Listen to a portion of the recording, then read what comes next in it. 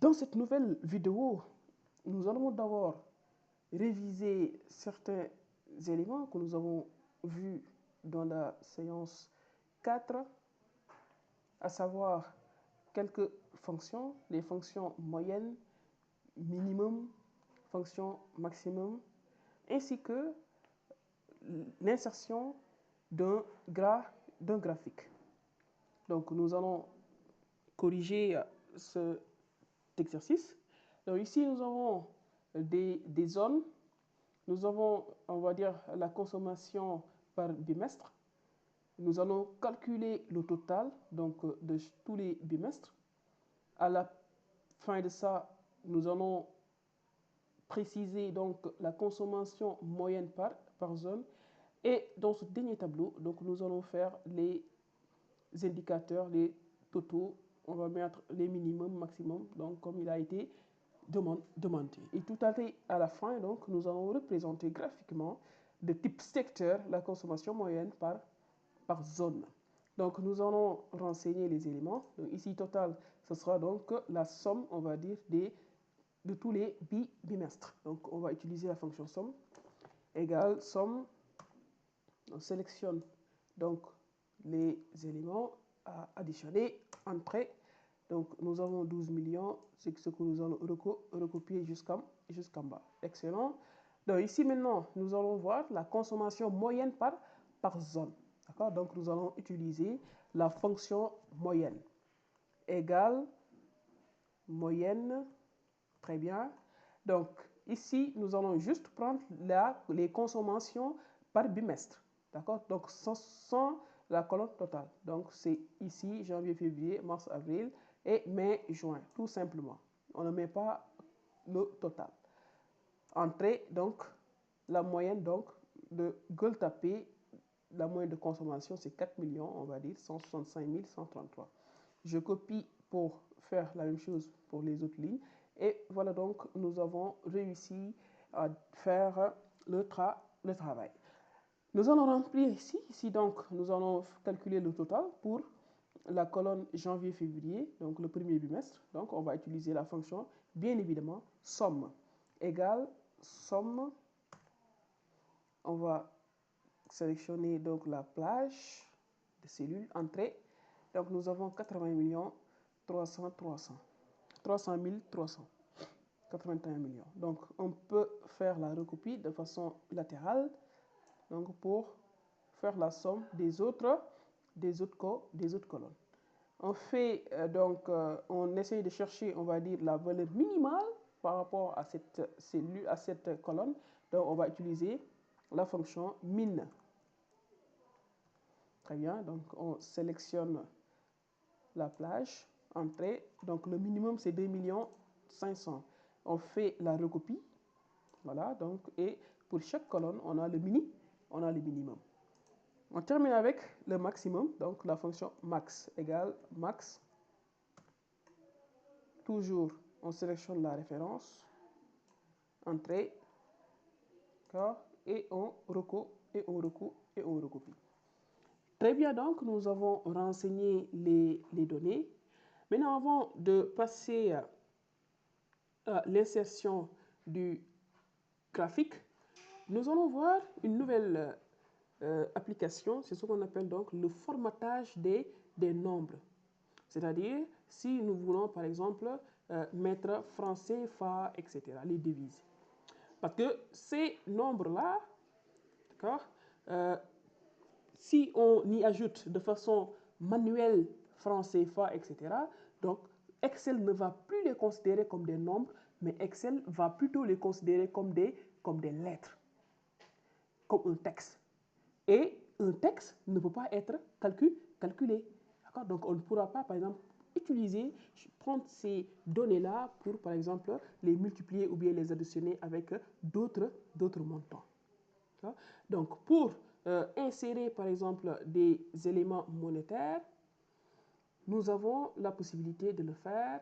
D'accord? Donc, surtout, outre dollars et euros, n'est-ce pas? Donc, qui sont, on va dire, prédéfinis par Excel. Pour mettre, par exemple, le franc CFA, il faut passer par une certaine par certaines étapes que nous allons voir. Donc, j'ai sélectionné les montants que je veux insérer francs CFA. Qu'est-ce que je vais faire? Donc, je vais me rendre au niveau donc, de l'onglet Accueil. Il y a après zone police, zone alignement, zone nombre. Il y a, donc dans la zone nombre, il y a le premier, on va dire, élément, la barre, d'accord? Donc, avec une flèche déroulante, donc où je peux, par exemple, cliquer. Ici, j'ai plusieurs éléments, monétaire, dollar, comptabilité, heure, etc. Donc, je vais me rendre dans autre format numérique. Je clique dans autre format numérique. Ça me sort cette boîte de dialogue. Je vais dépasser donc tout ça pour cliquer dans Persona, personnaliser. Et maintenant, une fois dans personnaliser, je vais par exemple choisir un type. Comme par exemple, ici, j'ai choisi les 3 dièse 0, il n'y a pas de problème. Maintenant, je vais venir ici, l'élément. Je vais cliquer ici au niveau en bas de type. Je clique. Je peux mettre espace par exemple. Je vais insérer des guillemets, les griffes. Je mets franc CFA. D'accord? Je termine avec les guillemets. Donc, les guillemets, normalement, c'est au niveau du 3. D'accord? Le bouton 3, n'est-ce pas? Donc, quand ce n'est pas activé majuscule, donc ça donne normalement les guillemets. D'accord? Donc, c'est bon, je vais mettre OK. Et automatiquement, donc, voilà donc, mes chiffres maintenant ont la devise ou bien la monnaie franc CFA et reste, on va dire, des nombres. C'est-à-dire, on peut les utiliser pour les additionner, les multiplier, en tout cas, les ajouter dans des opérations. À présent, nous allons voir, insérer, représenter donc graphiquement de type secteur la consommation moyenne par zone. Donc ici, je dois savoir déjà quel est le travail qui m'a été demandé. Le travail qui a été demandé ici, c'est quoi? Représenter graphiquement, d'accord? Quel type maintenant? On m'a dit type secteur. Donc type secteur, c'est quoi? C'est diagramme circulaire. Qu'est-ce qu'on met dans ce diagramme? On a la consommation moyenne, donc cette colonne-là, et par zone, donc la colonne ici. Donc je sais déjà les deux éléments pareil que je vais mettre ensemble pour le graphique. Je sélectionne la première colonne, j'appuie sur CTRL pour maintenir cette sélection et je vais sélectionner la deuxième colonne.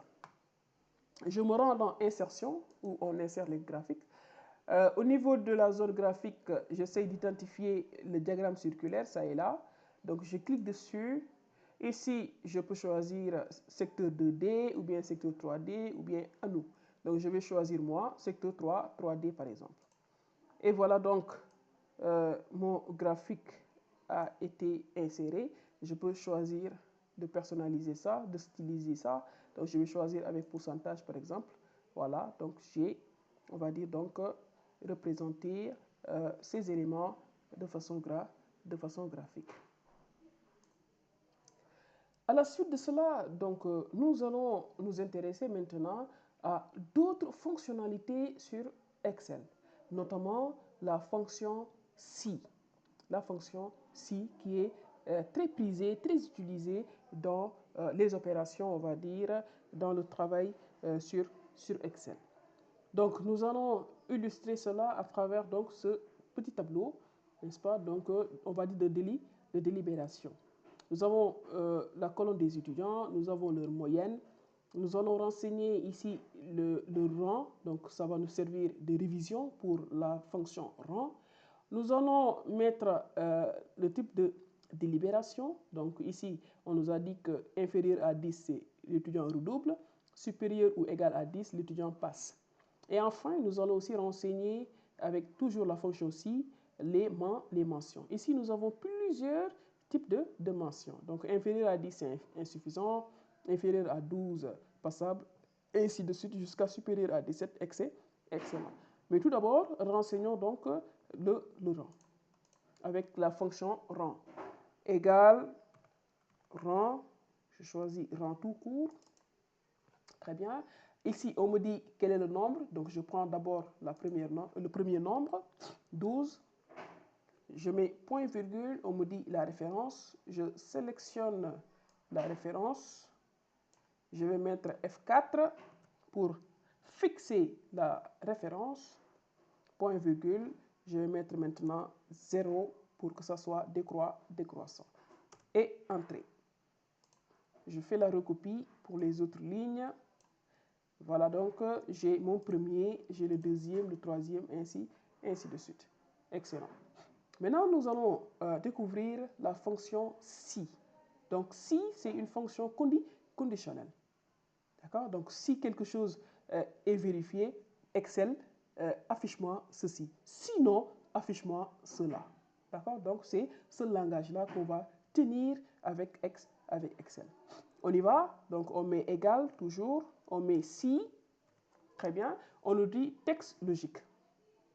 Donc, si la moyenne, c'est-à-dire on clique sur 12, est inférieure à 10. Donc, on met le signe inférieur à 10. On tape 10. Point virgule. D'accord? Qu'est-ce que Excel doit afficher? Excel doit afficher redouble. Quand c'est inférieur à 10, Excel doit afficher redouble. Maintenant, dans une formule, quand on saisit du texte, on doit le mettre entre griffes, entre guillemets. Je mets donc redouble entre griffes. Très bien, je ferme. Sinon, n'est-ce pas? Donc, si ce n'est pas redouble, si l'étudiant ne redouble pas, donc l'étudiant passe. D'accord? Il n'y a que ces deux options. Soit l'étudiant redouble ou bien l'étudiant passe. Donc, sinon, je mets entre griffes, je mets passe. Donc, il n'y a que ces deux conditions. Je ferme la parenthèse et je mets OK. Et voilà, donc l'étudiant a 12 ici, raison pour laquelle Excel lui a mis passe. Je fais la recopie. Très bien, donc grâce à 9, Excel lui a mis redouble.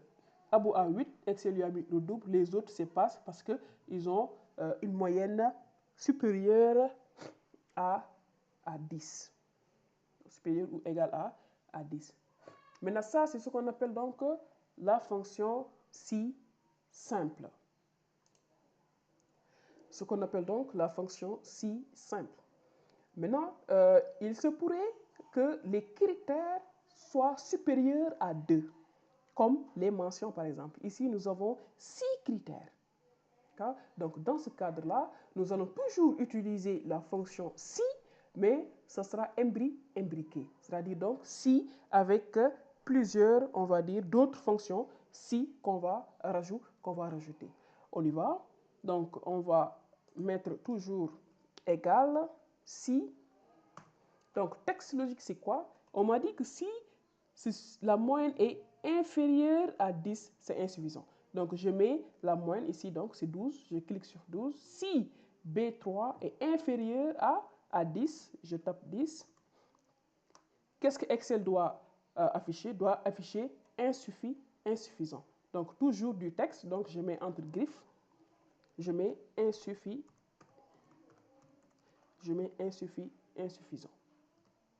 D'accord? Maintenant, ce n'est pas la seule condition. Il y a d'autres conditions. Qu'est-ce que je vais faire? Je vais mettre point virgule. Sinon, je pose encore une autre condition. Je mets si. D'accord? Je prends à nouveau la fonction. Si B12, on m'a dit ici inférieur à 12. Je mets inférieur à 12. Qu'est-ce que Excel doit afficher? Excel doit afficher passable. Entre griffes donc. Passable. D'accord? Il y a d'autres fonctionnalités. Je mets point virgule. Si, toujours, d'accord? B3, c'est-à-dire donc la moyenne, le premier montant. Et qu'est-ce qu'on a dit ici? Inférieur ou égal à 13. Donc je mets le signe inférieur. En même temps, je mets aussi le signe égal. C'est-à-dire donc inférieur ou égal à combien? À 13. Je tape 13. Qu'est-ce que Excel maintenant doit afficher? Excel doit afficher A bien. Donc, entre griffes, je mets A à bien. Je continue toujours, il y a d'autres conditions. Point virgule encore, je mets si encore. Si B3, on m'a dit inférieur à 16. Inférieur à 16. Qu'est-ce que Excel doit afficher? Excel doit afficher bien. Donc, entre griffes, je mets bien. Point virgule encore, je mets si. Toujours. B3, on m'a dit inférieur ou égal à 17. Inférieur ou égal à 17. Qu'est-ce que Excel va afficher? Excel va afficher très, très bien.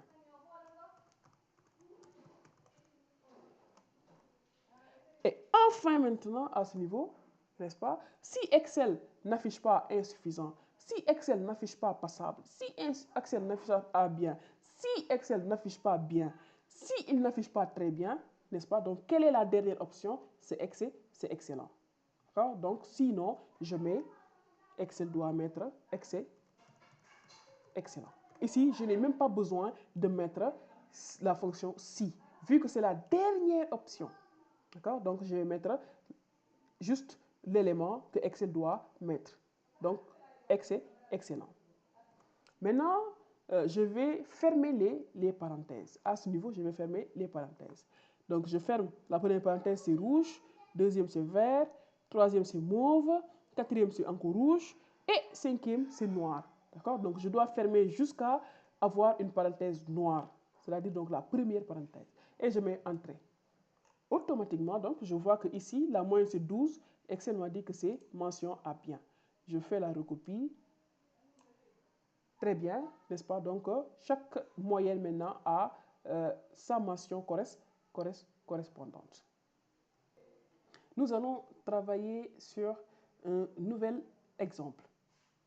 Donc, ce tableau-là, ici, on dit qu'à l'occasion de la rentrée, le gérant de la librairie SICAP Liberté décide d'accorder des remises à ses clients. Les critères de calcul de remise sont établis comme suit. Montant inférieur à 15 000, pas de remise. Donc, remise, c'est 0%. Montant supérieur à 25 000, remise 15%. Montant compris entre 15 000 et 25 000, remise 10%. Utilise la fonction si pour renseigner la colonne remise. On y va? Donc déjà, nous allons calculer le montant. Montant, on sait que c'est prix unitaire multiplié par quantité. Donc égal prix unitaire multiplié par quantité. Je recopie jusqu'en bas. Voilà, donc j'ai tous les montants. Alors maintenant, c'est remis, c'est à ce niveau que je vais générer avec la fonction si. Maintenant, je vais juste me fier par rapport aux indications, n'est-ce pas, donc que l'exercice, l'énoncé m'a donné. Maintenant, ici, je vais mettre égal, la fonction si. On m'a dit que si le montant est inférieur à 15 000, pas de remise. Donc, texte logique, c'est quoi? C'est montant inférieur à combien? À 15 000. Quand le montant est inférieur à 15 000, on me dit qu'il n'y a pas de remise. Donc, quand le montant est inférieur à 15 000, on va dire que c'est, par exemple, montant multiplié par 0%. Parce que pas de remise, c'est 0. Multiplié par 0%. D'accord? Je mets sinon, d'accord? Je crée une autre, je mets encore si, sinon si, d'accord? Montant, donc J3, on m'a dit ici supérieur à 25 000 francs. Je mets symbole supérieur à 25 000 francs, d'accord? Quand c'est supérieur à 25 000 francs, c'est 15%. Le taux de remise est de 15%. Donc, je vais mettre 25 000 multiplié par 15%. D'accord?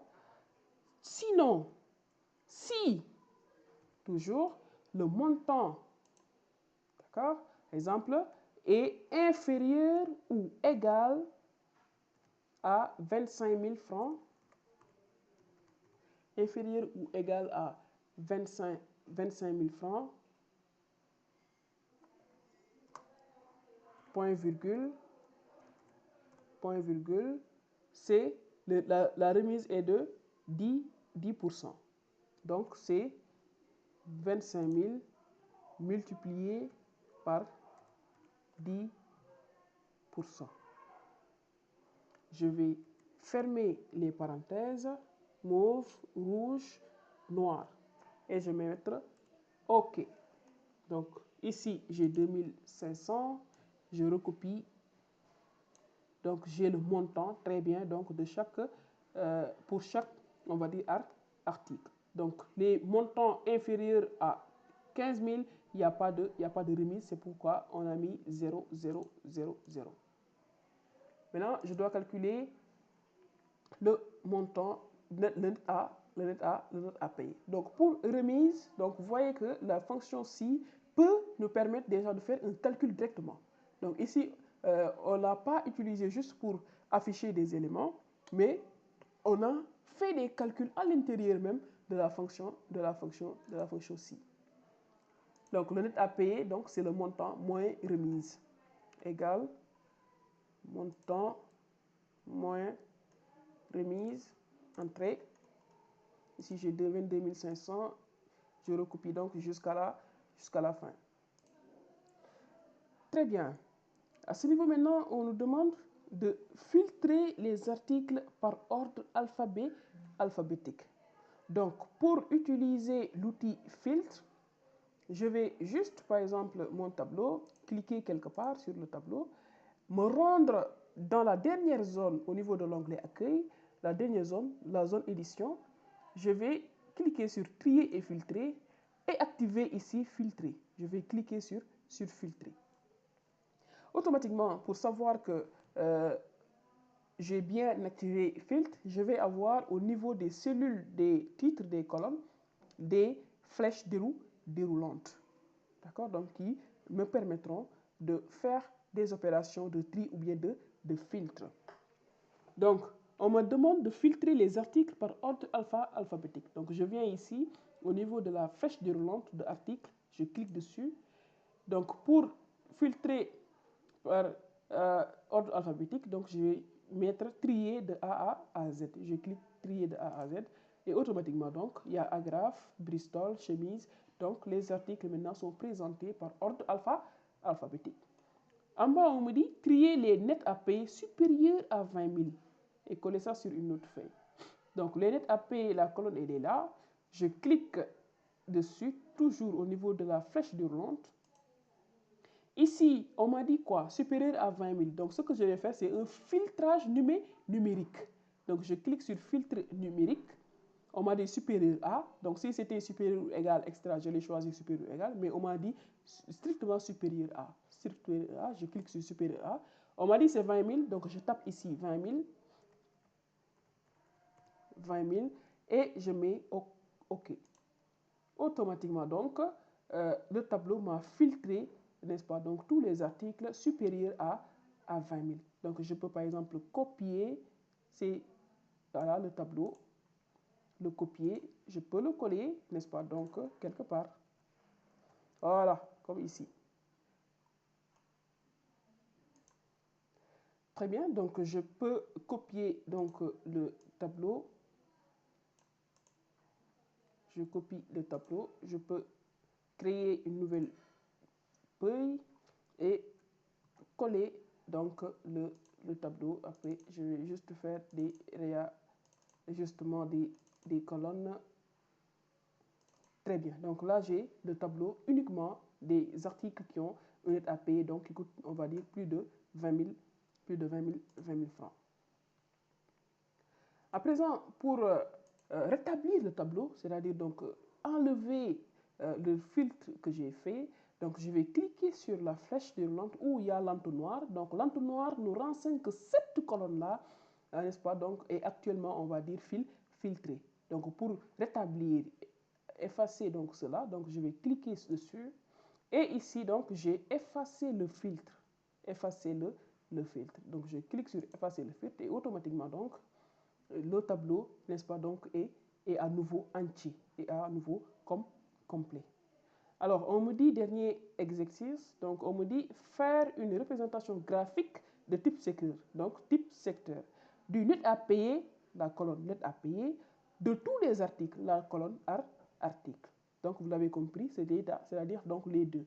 Donc, je vais sélectionner les articles, je vais appuyer CTRL pour maintenir et je vais sélectionner net à payer sur insertion, diagramme à secteur ici. Je choisis par exemple secteur 3D, n'est-ce pas? Et j'ai le graphique. On me dit titre, librairie, SICAP, liberté. Donc le titre ici par défaut c'est net à payer. Je clique dessus, j'efface et je mets librairie, SICAP, librairie, SICAP, liberté. Voilà, merci beaucoup et à très bientôt.